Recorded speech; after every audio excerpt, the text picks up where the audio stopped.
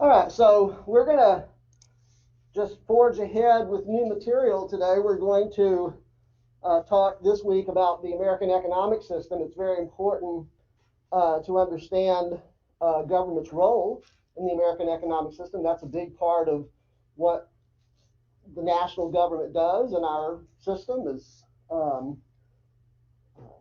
has some economic functions, and we're just going to this week we're just going to sort of talk in very general terms, relatively general terms, about the American economic system and government's role in it.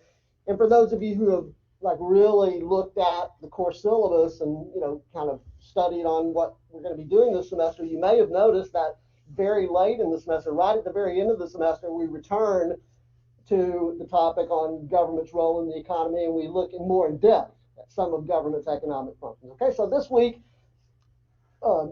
relatively general treatment, and then later in the semester we come back and talk about in more detail. So in one sense, we can kind of continue with the discussion that we were having last week. We spent a pretty good chunk of time last week trying to emphasize the idea that, or the argument that in the United States, through most of American history, certainly the national period, there has been a dominant system of political thought, and that system of political thought is called, for those of you who got it right on the quiz that you just took, what is it? Classical liberalism, or oftentimes I just say liberalism, but it is important to understand that we're not using the term liberalism in this context the same way that it's used in the popular political debate, where people talk about liberals versus conservatives, right?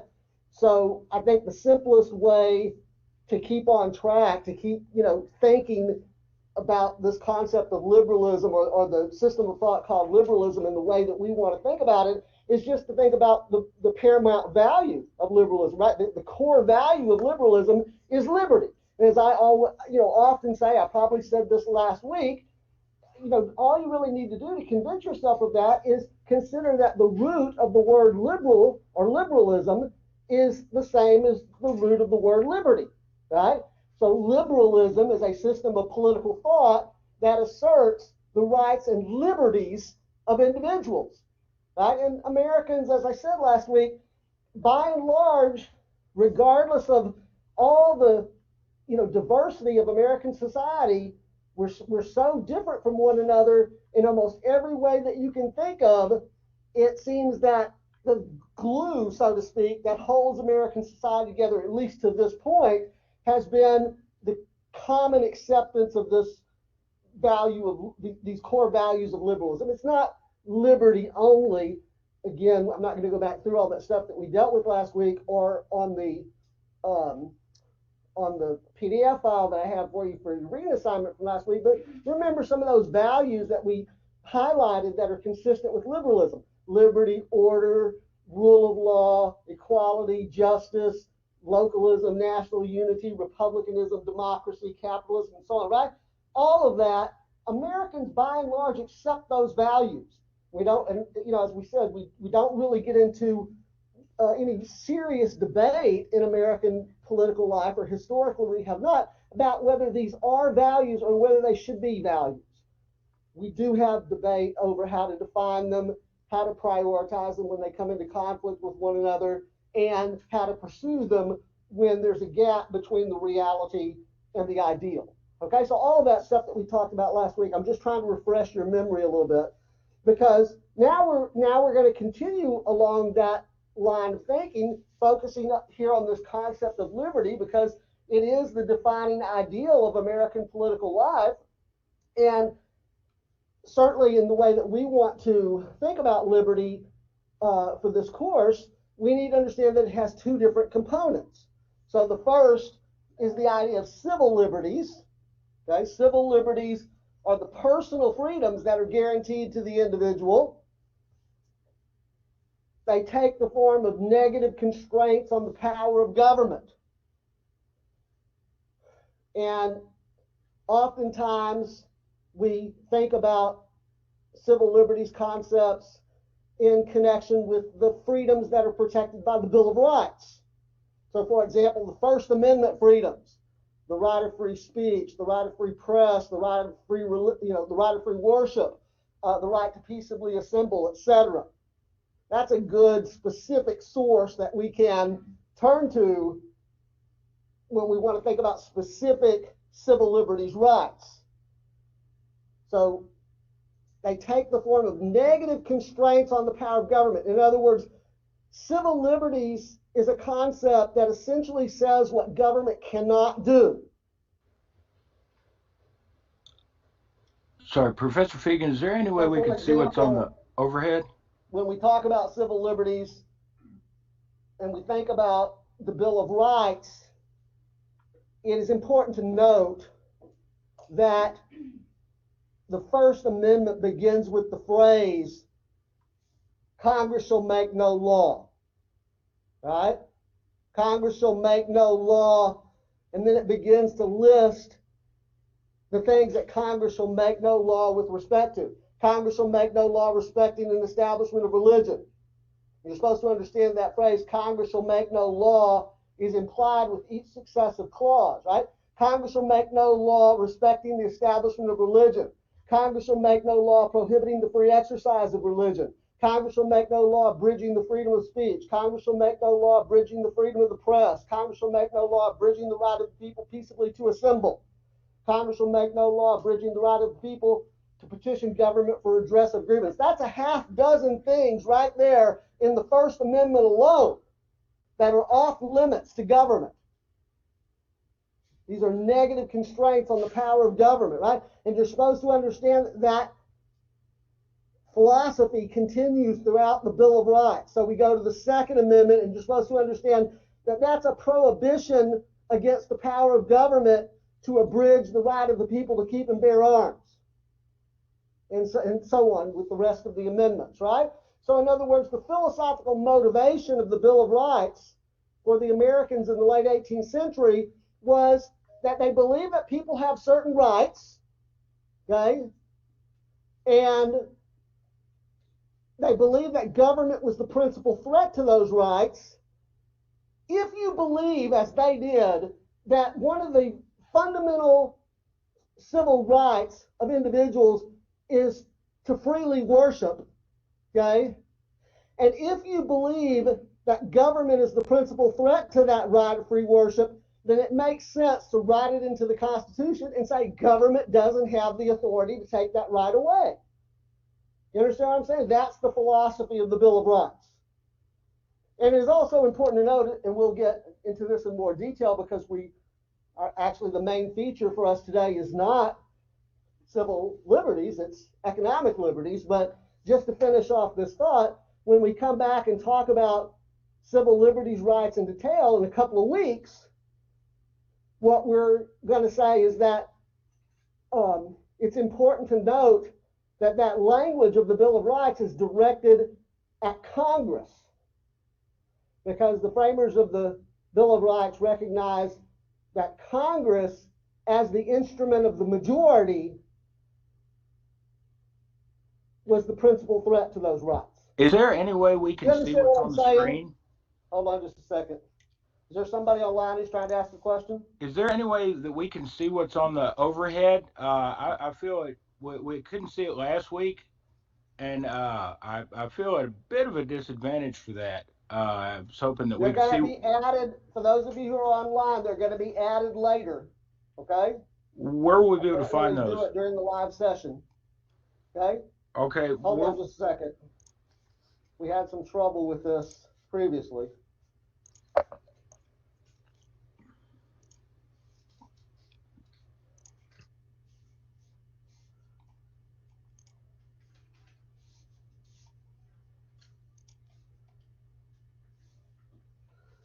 Okay, so as I said, we're going to come back in a couple of weeks and talk about civil liberties in more detail. But it's important for us to understand here, just before we move on to economic liberties, that the Americans in the late 18th century saw government as the threat. Particularly Congress, because Congress is the instrument of the majority.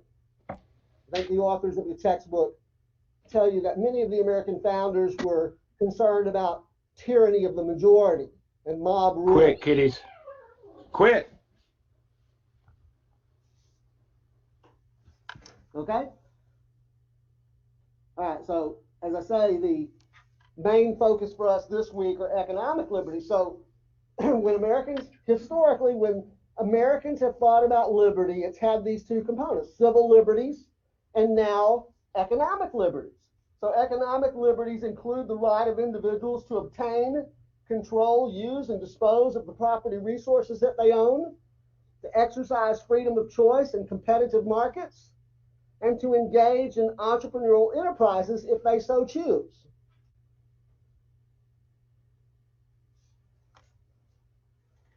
We got civil liberties, and then the other part of the concept of liberty that seems to be pretty consistently held through American history is this notion of economic liberty,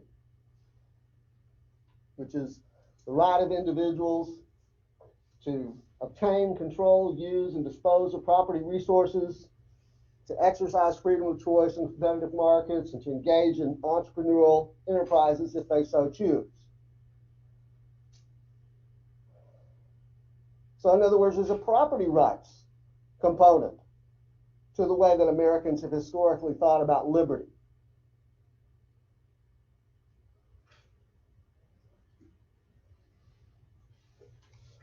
Okay, so as I said, we're going to come back and talk about civil liberties in more detail. But again, just to sort of set the stage here for our discussion of economic liberties, I think it's important to put this in a little bit of just very briefly put this into a little bit of historical context.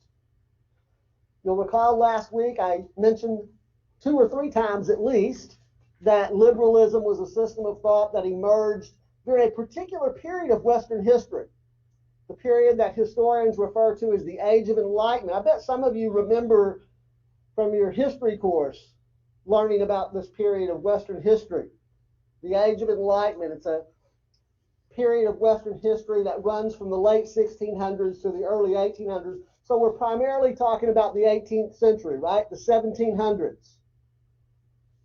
And it's more, though, than just a set of parameter dates. It's more than just saying the 17th century.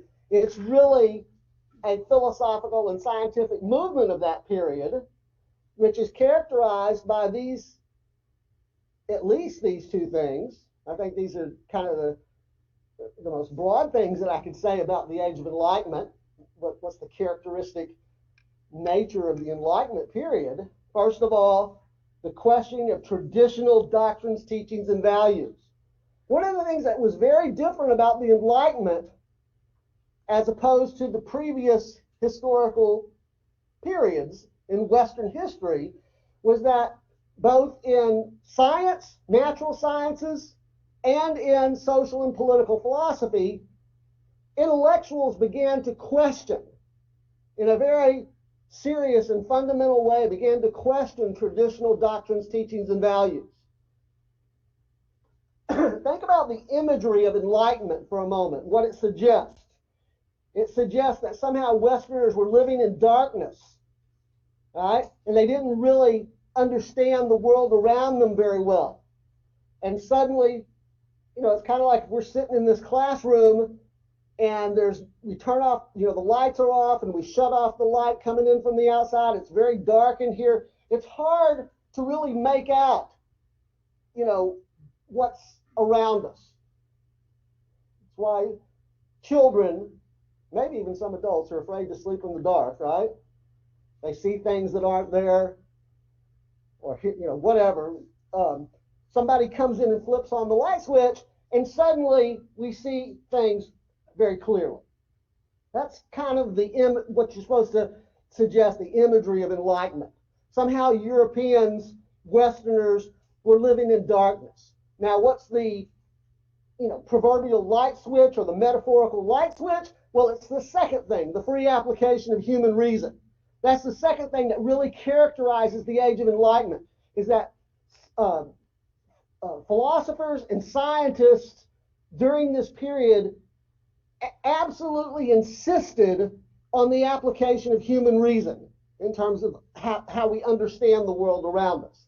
As opposed to what? Accepting things as an article of faith? Yes. The application of human reason. And that's why sometimes the latter part of this period in particular is known as the Age of Reason. You all know the name Thomas Paine, guys, from your American history courses. Thomas Paine, of course, was English, but he came to the colonies at the time of the American Revolution. What's Paine most important? What do we give him credit for, sort of his most important contribution to the American cause? Say again? Yes, he was the pamphleteer, right? Common Sense, the Age of Reason, right?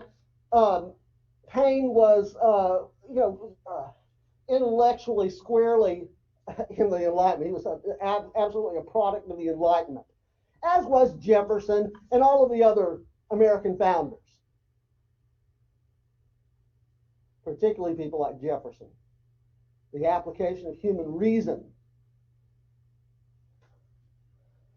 Okay, so again, there's a lot of information up here on the screen, and I can see that you're feverishly trying to write things down, and I'm, elaborating a little bit, and maybe you have a little bit of time to get caught up, but I don't want you to get upset when I forge ahead, okay, because I don't know that it's absolutely essential that you write down every noun and verb and, pronoun and preposition and so on that's up there on the screen, okay? The main point that I'm really trying to get across to you right now is just this idea that liberalism is a product of a particular period of Western history known as the Age of Enlightenment. And it was the way that the Enlightenment thinkers viewed the world that gave rise to these liberal ideas. So when we talk about people like John Locke, the British philosopher John Locke, and the French, the Americans were particularly enamored of the French, okay? Voltaire and Rousseau and Montesquieu, for example, Diderot, and I threw Jefferson in here because Jefferson's very important as well. These individuals emphasized a wide range of ideas based on human reason. Notice they're based on reason, not the least of which were liberty and constitutional government.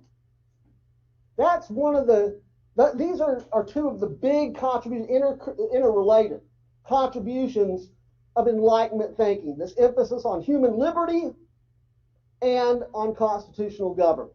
And they're not divorced from one another, right? They're sort of intimately tied together.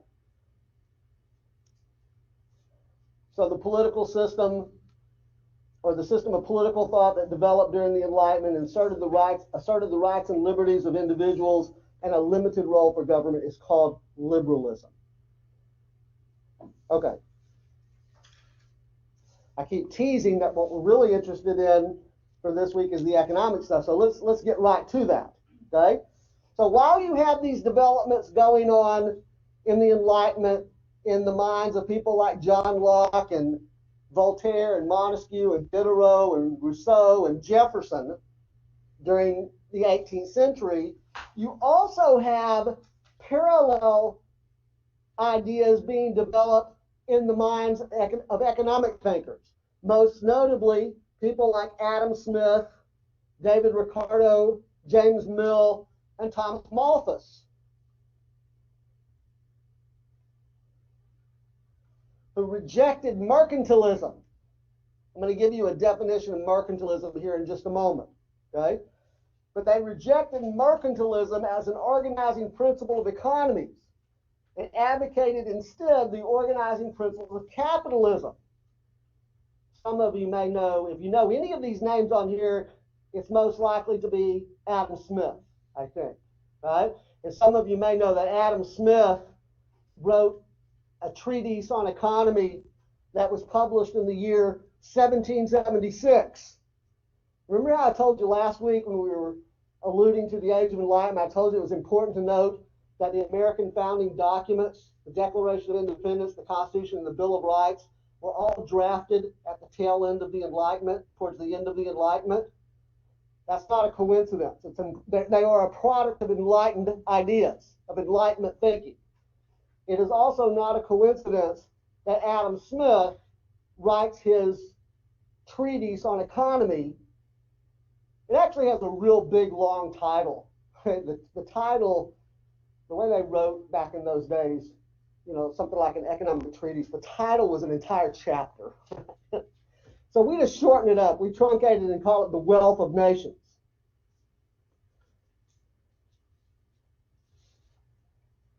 But it is viewed by economists and historians and others who study such things that this is really sort of the emergence of capitalist economic theory.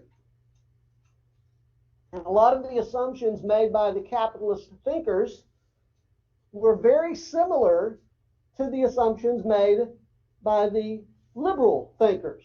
They weren't. It's just economic liberalism. Capitalism is just economic liberalism. If that helps you, right? That you have very similar assumptions about human nature, about society, and about the purposes and scope of government made by both capitalism and liberalism. Okay, so I said that, notice it says here that Adam Smith, David Ricardo, James Mill, Malthus, etc., rejected notions of mercantilism. So let me give you a definition of mercantilism. I think this helps to understand where capitalist thinkers are coming from. Okay? This is, by the way, I think just a dictionary definition. I think I took this out of like Webster's dictionary. Okay? Mercantilism refers to the economic systems that developed during the rise of the European nation states.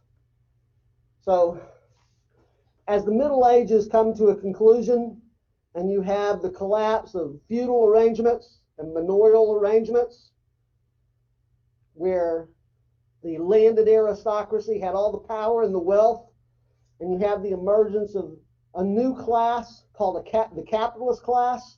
These were merchants and entrepreneurs and artisans. That coincided with the rise of the European nation state. So when Spain and Portugal, and then France and Britain and Holland and the other European nation states that began to emerge during this period, began to consolidate power, particularly in the person of the monarch. During the Middle Ages, the monarchy's power was being constantly challenged by the aristocracy. But in this early modern national period, you have the emergence of this new class, the capitalist class, that aligns itself with the monarchy and essentially crush the aristocracy. During the feudal period, what was the basis of wealth? Land, right? And, you had less than 2% of the population in European systems that were aristocratic by birth, and 98+% of the population that were peasants. Then you have this new class that begins to emerge. It begins to challenge the aristocracy, aligns itself with the monarchy, and that feudal system, those manorial arrangements, come to an end, and you have the emergence of an economic system called mercantilism. Mercantilist economies were intended primarily to unify the state or increase the power and wealth of the state through colonization and conquest. This is the period where initially the Portuguese and the Spanish and then the French and the British and the Dutch are getting on sailing ships, and they're sailing to Asia and the Americas, and they're colonizing and conquering the indigenous peoples. Let's let's focus on the Spanish, because they were really the first in the Americas, right? When the Spanish came to the Americas, they did so. What was their motivation? What was their reason? Why did the Spanish, the monarchy, finance these expeditions to the Americas? What were they looking for? What were they hoping to find? Yes, in the form of what? Mineral wealth, right? Gold and silver. And when they found this, what were they going to do with it? Were they just going to kind of look at it and say, oh, what lovely treasures the Incas have? Or no, they're going to load it up on their boats and sail it back to Spain and dump it in the king's vault. Why? So that Spain will be the most powerful nation on earth. You see? And the Portuguese and the French and the British and so on. The British were less fortunate in that regard, right? Because the British came to the shores of North America, Jamestown and Plymouth Colony and, the Carolinas and so on. And they didn't find any of that mineral wealth, right? So they established plantation colonies instead. We'll get to that here in just a moment, okay? Anyway, that's the period that you want to be thinking about. When we talk about mercantilist economies, the emergence of mercantilist economies, this is the period that we're talking about where these European nation states were engaging in all this colonization and conquest and strict government regulation of the entire economy to secure a favorable balance of trade, and the development of agricultural and manufacturing sectors, and the establishment of foreign trading monopolies. Certainly in your American history class, I would think, in the first course, don't they, when they're teaching you about the colonial period, don't you still learn about those trading monopolies that the British created, right? Bottom line, all economic efforts and energies were devoted to the task of empire building. Colonization, conquest, strict government regulation of the entire economy, development of agricultural and manufacturing sectors, etc. All that's about the task of empire building. Well, the Enlightenment thinkers come along, people like Adam Smith come along in the 18th century. And as always, I try to simplify things as much as possible, recognizing that sometimes we run the risk of oversimplification. So I want to be careful, at least to alert you to the fact that I'm leaving out a lot of stuff here, okay? But I think the basic idea of Adam Smith's Wealth of Nations is he's saying all this colonization, conquest, foreign trading monopolies, strict government regulation of the entire economy, that's not the way you build the wealth of nations. It's a rejection of mercantilism. That's not the way you build the wealth of nations. The way you build the wealth of nations is quite simple, according to the capitalist thinkers.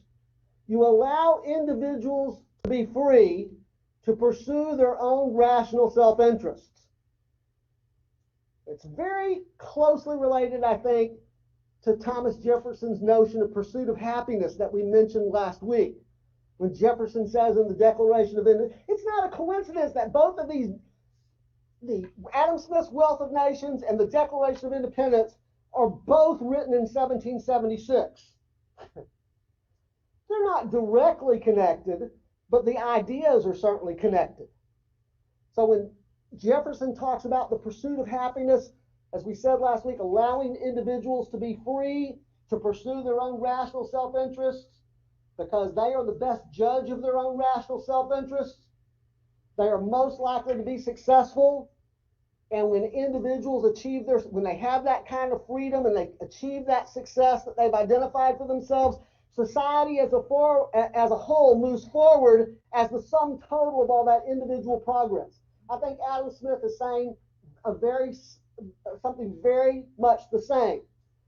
The way that you build the wealth of nations is to allow individuals to be free to the degree that's practically possible, to identify their own economic self-interest, and under those conditions, they're most likely to achieve success, and you build the wealth of nations as the sum total of all that individual success.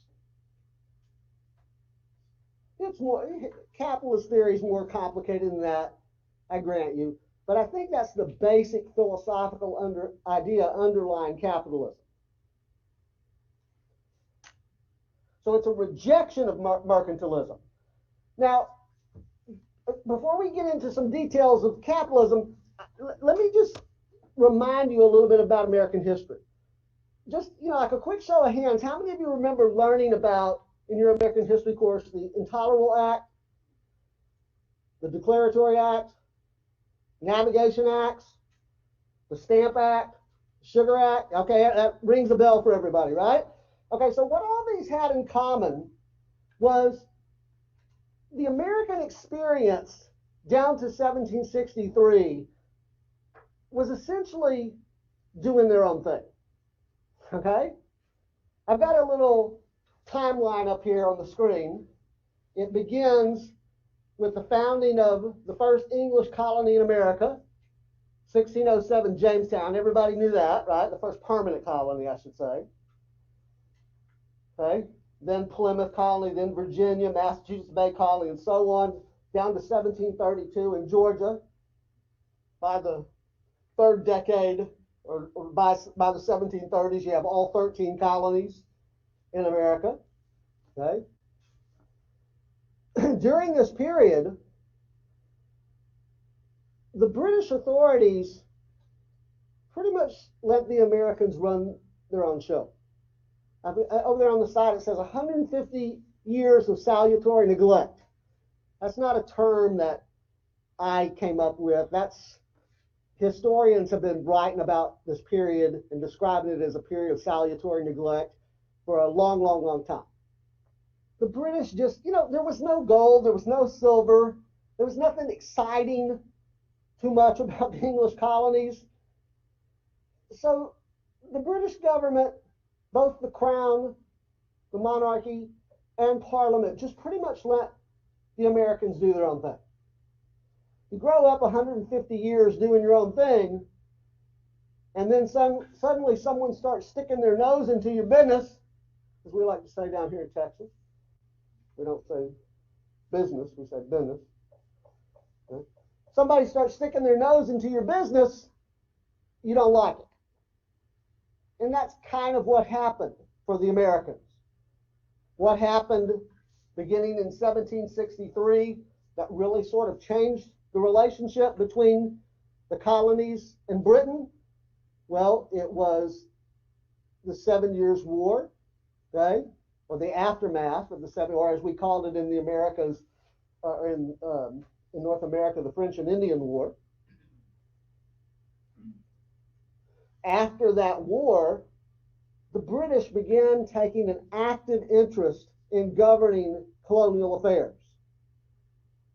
And without going into all the detail that we could, this is not the history course, right? I'm just trying to give you some context for capitalism, right?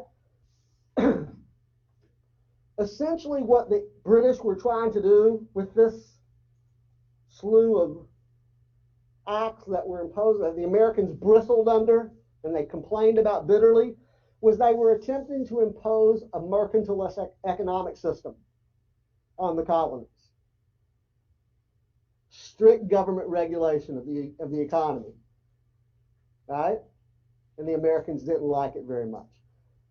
And they believed, as you all have grown up learning about your history, that the seed of the American Revolution is actually a grievance on the part of the Americans that their economic liberties were being restricted, right? That their property rights were being deprived by this intrusive British government, trying to govern them from London. So hopefully that's not an overly simplistic way to talk about the impetus for the American Revolution, but I think it's right.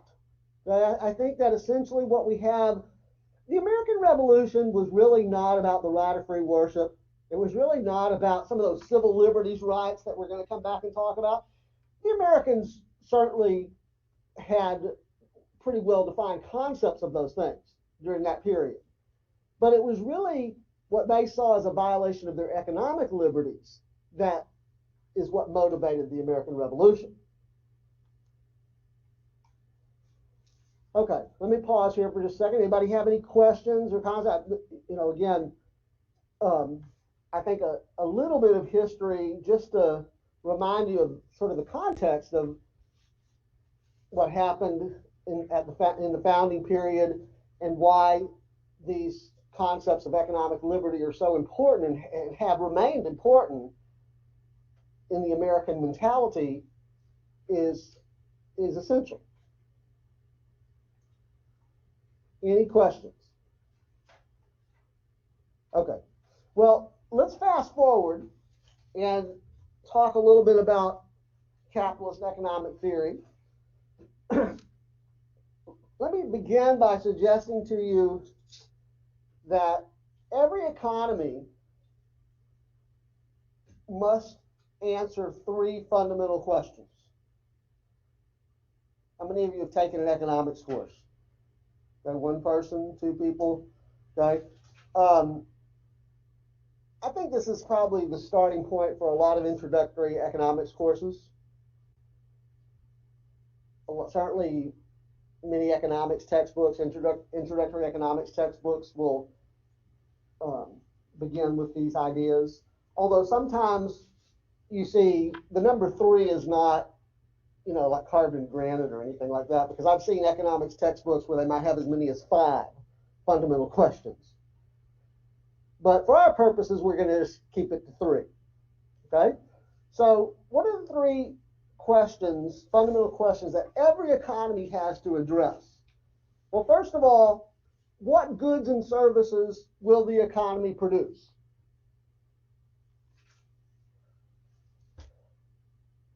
An economic good is a tangible commodity that has value. People want to consume it, and there are other people who are willing to supply it to market to meet that demand. So there's both demand and supply when we talk about economic goods, okay? So an economic good is a tangible commodity. In other words, you can make tactile contact with it. You can pick it up. This is an economic good. I'm holding my very old iPhone 5S, okay? This is also an economic good. This dry erase marker that I have here. And this box right here is an economic good. And the car that you're going to get in and drive away from, those are economic goods, right? Tangible commodity that has value. There's demand and there's supply to meet that demand. If there's something called an economic good, I wonder if there might also be something called an economic bad. A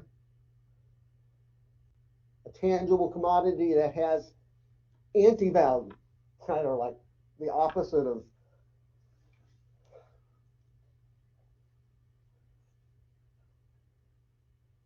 a Celine Dion CD. Is that that would be an economic bad, right? And nobody listens to Celine Dion anymore, I guess. This is an economic bad. I don't know. I can't, I guess at least in theory, there could be something called an economic bad, right? What's a service? If an economic good is a tangible commodity that has value, then what is a service? It is an intangible commodity that has value, right? You can't make tactile contact with it. So if you go, you leave here today and you go to have lunch, assuming normal circumstances where you can go into a restaurant and sit down, maybe you think we're not in a COVID period, right? You can go into a restaurant and sit down. you order an entree, the entree that you consume is an economic good, right? But the fact that somebody prepared it for you and somebody brought it to you, that's a service, right? Intangible commodity, it has value. The oil change that you're going to get in your car before you do damage to your engine is both an economic good and a service, right? Same idea, right? The oil is the good. Having somebody change your oil for you, put new oil in, take the old oil out, put new oil, that's a service. I know that nobody in here will ever have to worry about this, but should you find yourself at some point under arrest and you call a lawyer to represent you, is that a good or a service? Service, right? If you have somebody prepare your taxes, is that a good or a service? That's a service, right? Okay, so that's a pretty straightforward distinction, right? An economic good, an economic service, right? Every economy has to make a determination about what goods and services will be produced. Now, the reason that every economy has to confront that question is that the inputs, we're going to use some economic terminology here, the inputs that go into the production of those goods are scarce. We're back to our starting point where we started the semester about the fact of scarcity. The inputs that go into the production of goods and services are scarce. So it's not like an economy, the American economy or the Japanese economy or the British economy or the French, or any economy, if we want to think about it in terms of national economies, it's not like they can just make every good or service that can be contemplated in unlimited supply. What are the inputs that go into the production of goods and services, you ask? Well, I'm glad you asked. Right? Again, we're going to keep our list to just 3. I think some economics textbooks might have 4 or 5, something like that, but we're going to keep it to just 3. Labor, that's the human effort that's applied in the production of goods and services. Capital. Capital is any good or service that's used in the, or I should say, any good that's used in the production of another good or service. In an introductory treatment of these concepts, oftentimes people bring some pre-existing notions of what these terms mean. So I've heard, over the years, I've heard students suggest that capital is money. That's not the way economists are that's not what economists mean when they are talking about capital.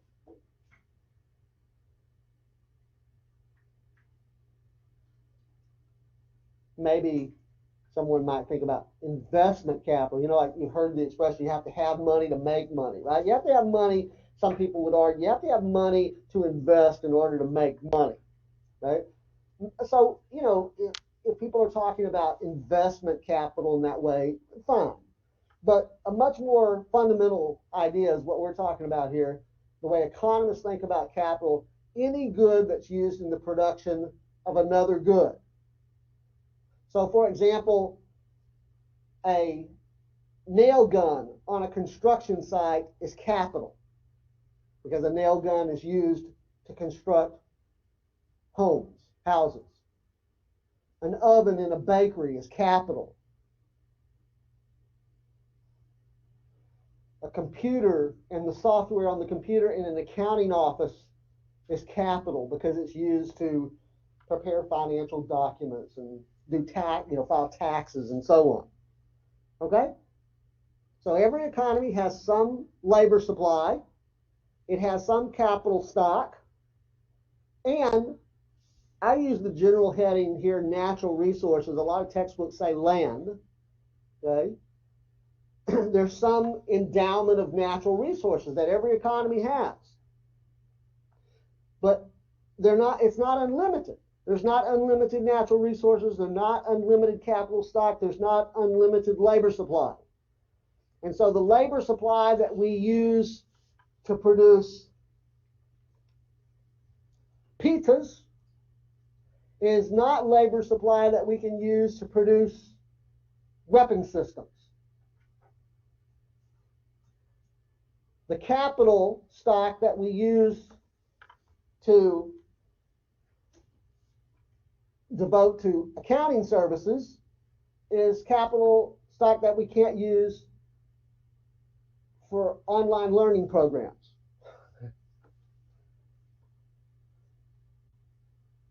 So choices, the natural resources that we use to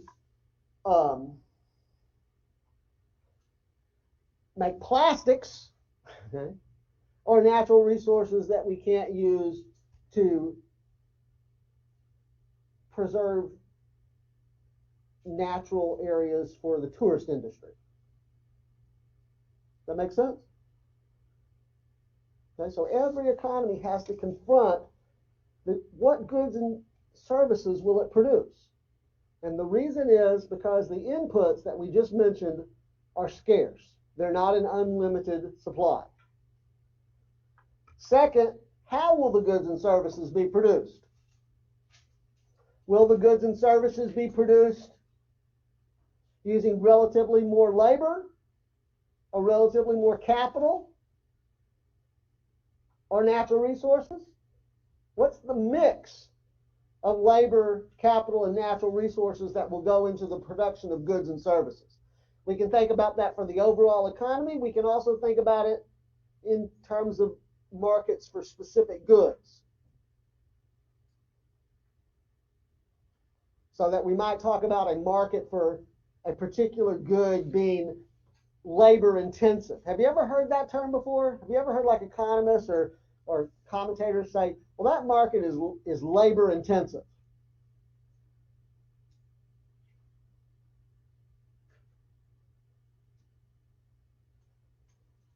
Is the production of wheat in the United States, talk about an agricultural product, is the production of wheat in the United States labor intensive or capital intensive? These are relative concepts, I understand, but in the United States, do we produce a lot of wheat employing a lot of labor or employing mainly machines, capital?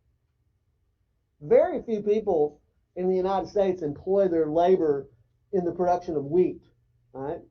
Farming operations are heavily mechanized. I hope I'm not showing my ignorance, but I think that's true.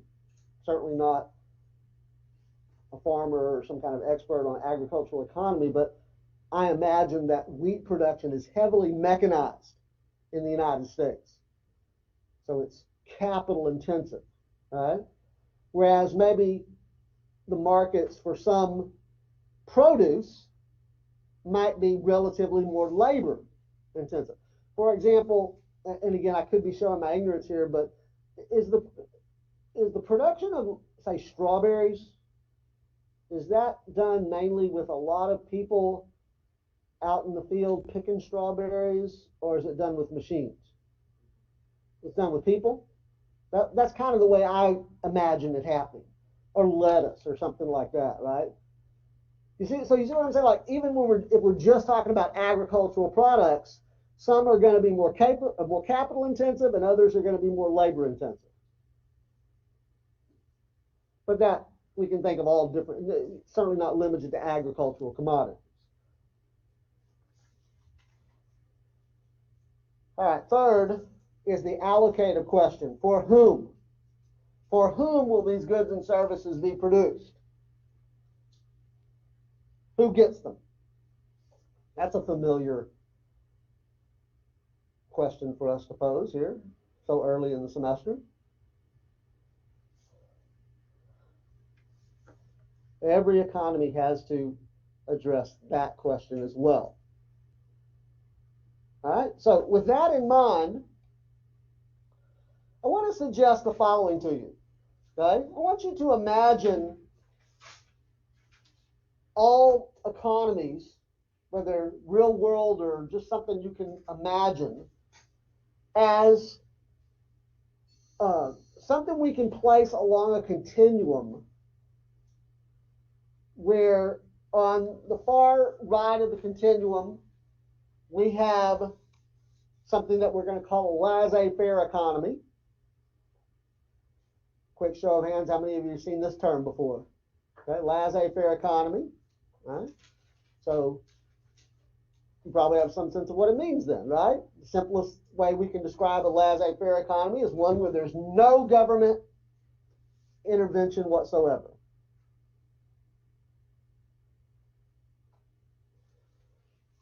As we move to the left along the continuum, this is kind of like the idea that we suggested last week when we were talking about the left-right continuum, when we were putting ideologies along the continuum. Right? Now we're talking about economies. Okay?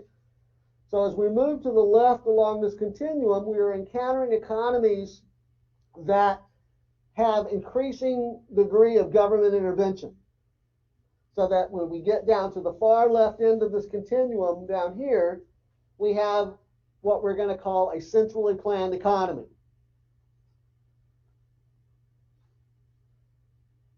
It's a little bit more complicated than this, but let me just get you to think about those three questions that we just posed. Okay? What goods and services will be produced? How will the goods and services be produced? For whom will they be produced? Let's start down here because this is the easiest. This is the easier of the two, right? Who or what answers those questions? Who or what determines what goods and services will be produced? Who or what determines how the goods and services will be produced? Who or what determines for whom the goods and services will be produced? The answer, government. A centrally planned economy is one in which the government makes those economic determinations. Down here, it's not going to be government. That's pretty clear. Anybody know who or what answers that question? In a laissez-faire economy, pure laissez-faire economy with no government? Well, we got to be a little bit more precise, okay? The answer that we're looking for here is markets. Markets make these determinations. The marketplace determines. The marketplace is just people, okay? But it's demanders and suppliers together, right? The interaction of demand and supply is what determines what goods and services will be produced, how they will be produced, and for whom they will be produced. Now, either of these alternatives, I should say neither of these alternatives, neither a laissez-faire economy nor a purely centrally planned economy exists in the real world, and frankly, historically never has. They are theoretical types. They don't exist in the real world. The truth of the matter is that today and historically, every real world economy has some mixture of market forces and government planning. Their real world economies are mixed economies. If you've ever heard that term before, if you ever hear that term, that's really what that's referring to, is some market and some government planning. The question is, what is the balance? Is it preponderantly market forces that makes these determinations, or is it preponderantly government that makes these determinations? Now, if we were to, use the midpoint as our point of departure, right? And I was to ask you, okay, we got the midpoint right here, which would suggest half government planning, half market forces. Okay? Where would we put the American economy on this continuum? Would we put it to the right, or would we put it to the left? Where would most economists tell you that we should put the American economy? Are most goods and services that are produced and consumed in the American economy the result of government planning or the result of market forces? Think about this for a moment. Think about all the goods and services that you as a consumer consume on a day-to-day basis. The notebook paper that you're writing notes on right now, the pen that you're using to write those notes, or the laptop computer that you have out to take notes as we're going through this course. the mask that you're wearing on your face, the wristwatch that you're wearing on your wrist, the glasses that you're wearing to see, the car that you're going to get in and drive away after this class session is over, the restaurant meal that you're going to have, the apartment or the home that you go, when your day is done, the clothes that you're wearing, etc. Are those goods and services produced in markets where determinations about what goods are going to be produced made primarily by the interaction of demand and supply, or made primarily by government? And the answer, most economists certainly would tell you that the answer is it's mainly markets. Okay? That doesn't mean we don't have any government role in the American system in that regard. And by the same token, on the second question, how are they produced? And the third question, for whom are they produced? By the way, that third question, what's the practical answer to that question when we talk about market economies? For whom are the goods and services produced? If we're talking about market economies, if the American economy is principally a market economy, what determines, or what is the mechanism for determining who gets the bottle of water, who gets the iPhone, who gets the Audi, who gets, whatever? Tell me what the mechanism is. Well, you're on the right track. I'm just trying to get you to say there's a pricing mechanism, right? So that if you can pay the price, you're not entitled to the benefits, at least not legally entitled to the benefits of that good or service unless you can pay the price in most instances. Okay? So in market economies, it's a pricing mechanism that determines who gets it. Okay, so everybody clear on that? So most economists, I think there's no getting around this, most economists would tell us that the American economy goes on the right side of the continuum. Now the question is, well, where at on the right side of the continuum? Okay, so let me introduce you to this here real quick. We got about 5 minutes here. Okay, I'm going to go ahead and put this out there so you can see it all. What many economists suggest to us is that along this continuum there are several different types of economies. So that if we start down here on the right end of the continuum, we have economies that can be characterized as market capitalist economies. Now that in itself is a range, right? And so you might expect that within this range right here that we're calling market capitalism, there are going to be some economies that have more and some that have less government intervention. Notice it doesn't go all the way down here to the end. Again, the laissez-faire, the pure prototype, right? The hypothetical or the imagined case of a laissez-faire economy doesn't exist in the real world. But there are some economies in the world today that get pretty close, right? I think many economists would tell you, for example, that Singapore probably has the world's freest economy. The Asian nation of Singapore has probably the world's freest economy. That's not saying anything really about their political system. Their political system has a reputation of being quite oppressive. But it's basically no holds barred, the Singapore economy, as I understand, right? Very few rules.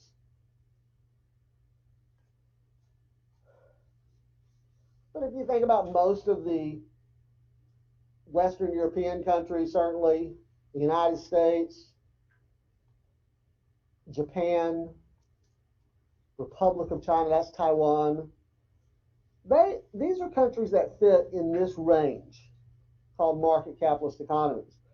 So let me give you a quick description of what we mean by a market capitalist economy. In a market capitalist economy, inputs. What are the inputs? What are the inputs that we've discussed? Labor, capital, natural resources. Okay? The inputs are privately owned. And the owners of those inputs have the power to make decisions concerning their uses. Who owns labor? Just to sort of drive this point home real quick, think about a very personal way, right? How many of you have jobs? Okay? Who owns your labor in whatever job you're in? Say it. Who? Does your employer own your labor, or do you own your labor? You own your labor, right? At least in capitalist economic theory, you own your labor. And you may enter into a contract with an employer to trade your labor for a wage, but that doesn't change the fact that you own your labor. And you are free to choose how to employ your labor. If you choose to be a server in a restaurant, you can be a server in a restaurant. But nobody's certainly going to tell you that you have to be a server in a restaurant if in a market capitalist economy. If you want to be a college professor, then you can employ your labor as a college professor. If you want to be, oh, look, I should be more honest about this, right? Like, I shouldn't say if you want to be, right? Because, like, I wanted to be a major league pitcher. But just wanting to be a major league pitcher didn't entitle me to be a major league pitcher, right?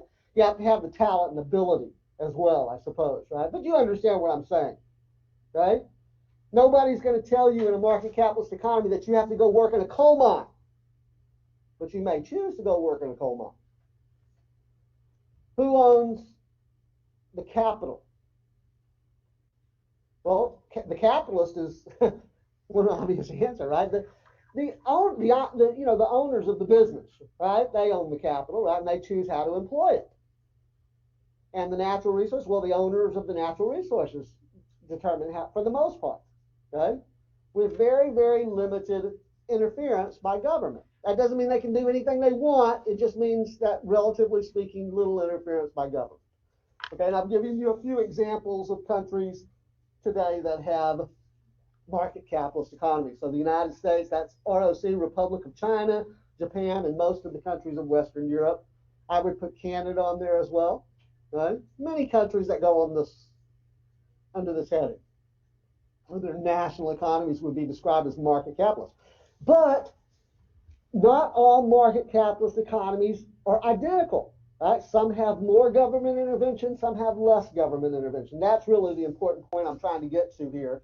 So even within this range right here, okay, that we're calling market capitalist economies, the degree of government involvement is greater or lesser depending on which.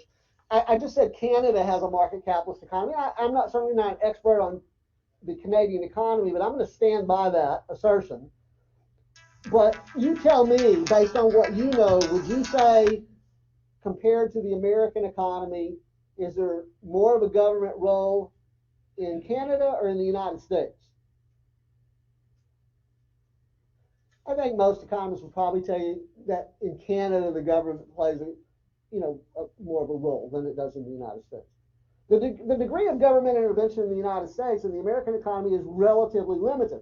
Now, there are lots of audiences that I could go in front of and make that assertion, and it would immediately draw their ire.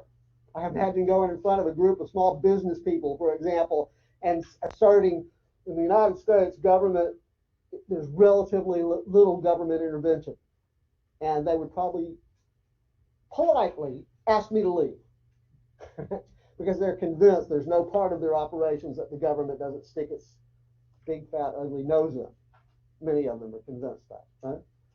So you got to keep in mind these are relative concepts. Okay, we're out of time. We'll see you on Thursday.